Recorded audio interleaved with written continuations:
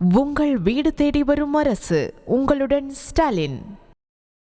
தொடர் விடுமுறையை முன்னிட்டு சென்னையில் இருந்து பொதுமக்கள் சொந்த ஊர்களுக்கு செல்லும் நிலையில் கிளாம்பாக்கம் பேருந்து நிலையத்தில் தனியார் ஆம்னி பேருந்துகளில் கூடுதல் கட்டணம் வசூல் செய்து கட்டண கொள்ளை நடப்பதாக புகார் எழுந்துள்ளது. இது தொடர்பான விவரங்களோடு இணைக்கிறார் எமது செய்தியாளர் கந்தன். கந்தன், வணக்கம். மேலும் விவரம்.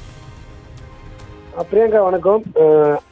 நாளை ஆகஸ்ட் 15 சுதந்திர தினம், அதே போன்று கிருஷ்ண ஜெயந்தி, அடுத்த நாள் ஞாயிற்றுக்கிழமை என தொடர் விடுமுறை காரணமாக கிளாம்பாக்கம் பேருந்து நிலையத்தில் இருந்து தென் மாவட்டங்களுக்கு செல்லும் அந்த ஆம்னி பேருந்துகளை கட்டணம் கொள்ளையடிப்பதாக புகார்கள் எழுந்த மூலமா, குறிப்பாக சென்னை கிளாம்பாக்கம் பேருந்து நிலையத்தில் தென் மாவட்டங்களுக்கு அரசு பேருந்துகள் மட்டும் இல்லாமல் தனியார் ஆம்னி பேருந்துகள் இயக்கப்படுவது வழக்கம்.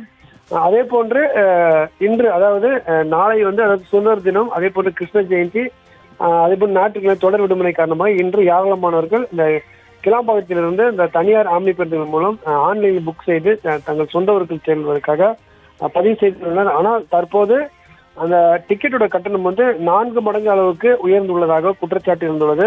குறிப்பாக அந்த கோயம்புத்தூர் பகுதிக்கு அதாவது சராசரி நாட்களில் 1200 ரூபாய் அங்கே விற்க வேண்டிய அந்த டிக்கெட் தற்போது 3950 ரூபாயும், தூத்துக்குடிக்கு அதிகபட்சமாக 4000 ரூபாயும், கன்னியாகுமரிக்கு 3300 ரூபாயும் கட்டணம் வசூல் செய்யப்படுகிறது.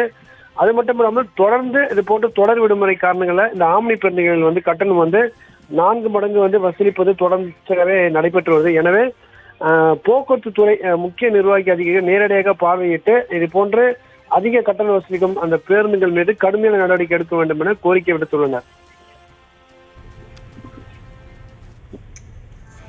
விவரங்களுக்கு நன்றி, கந்தன். உங்கள் வீடு தேடி வரும் அரசு. உங்களுடன் ஸ்டாலின்.